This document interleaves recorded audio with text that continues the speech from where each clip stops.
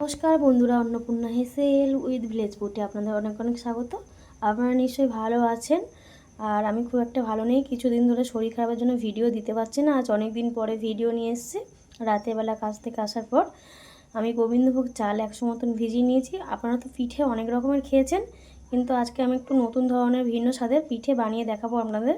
কেমনভাবে পিঠেটা বানাচ্ছি পুরো রেসিপিটা আপনারা দেখতে থাকুন, আশা করি আপনাদের ভালো লাগবে।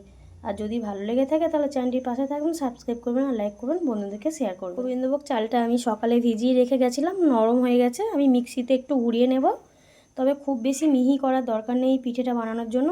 পিঠেটা কিন্তু দুর্দান্ত লাগে খেতে, একবার খেলে বারে বারে খেতে ইচ্ছা করবে।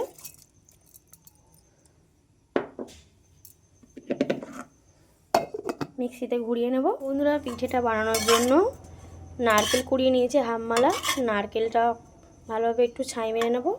খুব বেশি লাল লাল করবো না, অল্প একটু সামান্য ছাই মেরে নেব।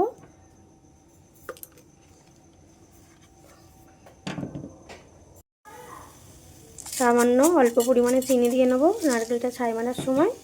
স্বাদ অনুযায়ী চিনিটা দিতে হবে, যে যেমন মিষ্টি খাবে। এই শীতেতেই প্রথম পিঠে রেসিপি দিচ্ছি, একবারও রেসিপি কোনো কিছু দেওয়া হয়নি। অনেক দিন শরীরটা খারাপ ছিল, সেই কারণে কোনো কিছু রেসিপি দিতে পারিনি।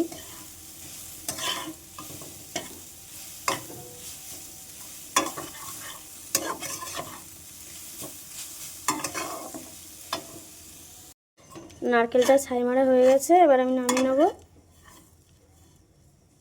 50 গ্রাম চাল নিয়েছিলাম, গোবিন্দভোগ চাল, আর 1 লিটার দুধ নিয়ে নিয়েছি। দুধটা বসিয়ে দিয়েছি। দুধটা ভালোভাবে ফুটে গেলে চালটা দিয়ে দেব। দুধেতে 2টো এলাচ দিয়ে দেবো ফাটিয়ে, তাতে গন্ধটাও সুন্দর হবে আর পিঠেটাও খেতে খুব সুন্দর হবে।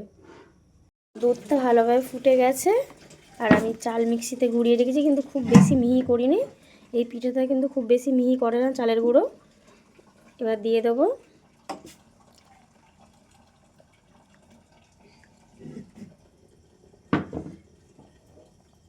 দিয়ে কিন্তু খুব ভালোভাবে নাড়াতে হবে।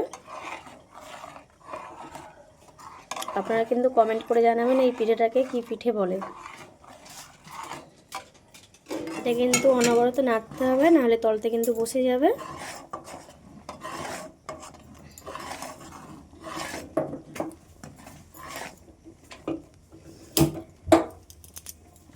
আমি 1 কাপ মতন গুড় নিয়েছি, ঝোলা গুড়। আপনারা চাইলে এমনি গুঁড়ো দিতে পারেন। এটা দিলে কিন্তু খুব সুন্দর টেস্ট হয়, গন্ধটাও খুব সুন্দর। খেজুরের গুড়।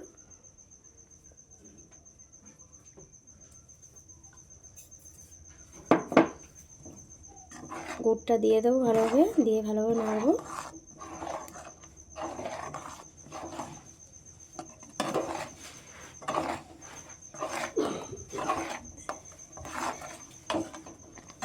কত সুন্দর বকবক করে ফুটছে দেখুন। এটা না ফোটালে কিন্তু চালের গন্ধটা থেকে যাবে, কাঁচা চালের গন্ধ, খেতে পিঠেটা কিন্তু ভালো লাগবে না।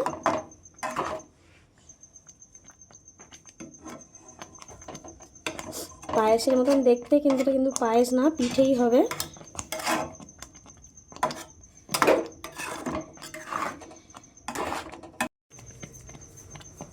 সামান্য অল্প পরিমাণে লবণ দিয়ে নেব। কত সুন্দর ফুটছে দেখুন। এটা কিন্তু আরও ঘন হবে।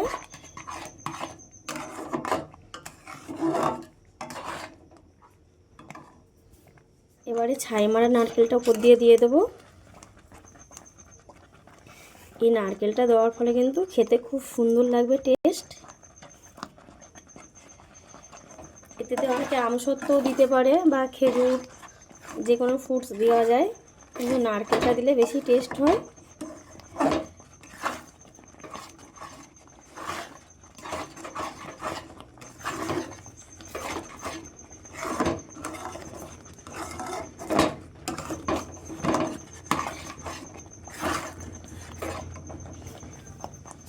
পিঠেটা আমার হয়ে এসছে, কত সুন্দর আপনি আপনি ছেড়ে দিচ্ছে।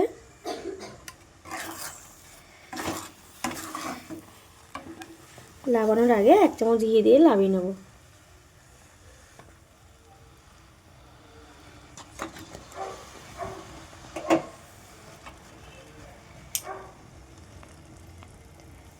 ভালোভাবে নাড়িয়ে চাড়িয়ে নেব।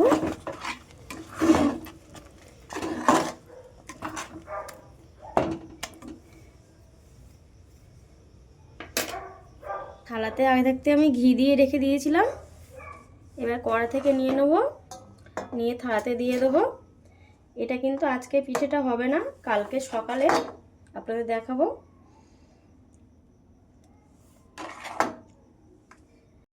ভালো করে খেলিয়ে দিতে হবে।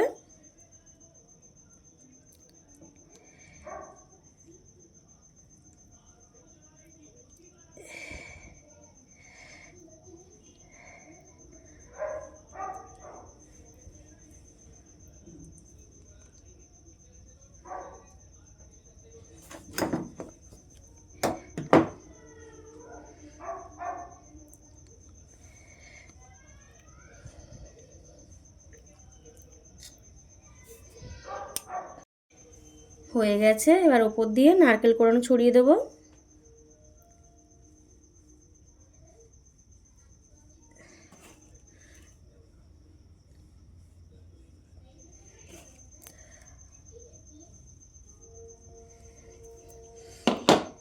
এটা এবার চাপা দিয়ে রেখে দেবো, কালকে সকালে দেখাবো কেমন পিঠেটা হয়েছে।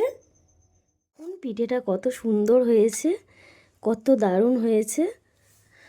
সারা রাত রেখেছিলাম এইভাবে, এবার কেটে নেব।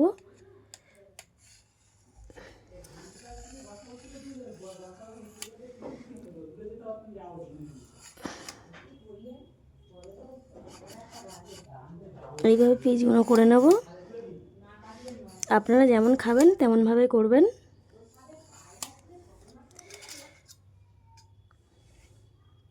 বন্ধুরা দেখুন কত সুন্দর হয়েছে পিঠেটা। এটা কিন্তু অমৃত পালো বলে।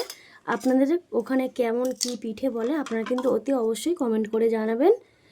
নারকেল কুচিটা না দিলেও হয়, কিন্তু দিলে টেস্টটা খুব সুন্দর হয়, তার জন্য আমি দিয়ে দিয়েছি। এই পিঠে কিন্তু একবার খেলে বারে বারে খেতে ইচ্ছা করবে, এই অমৃত পালোটা।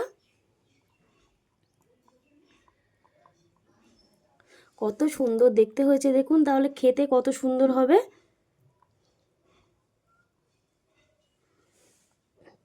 যে যেমন খাবে সে তেমন পিচ করে নেবেন। আমি কিন্তু বড় বড় করে পিচ করে নিয়েছি, মোটা মোটা করে।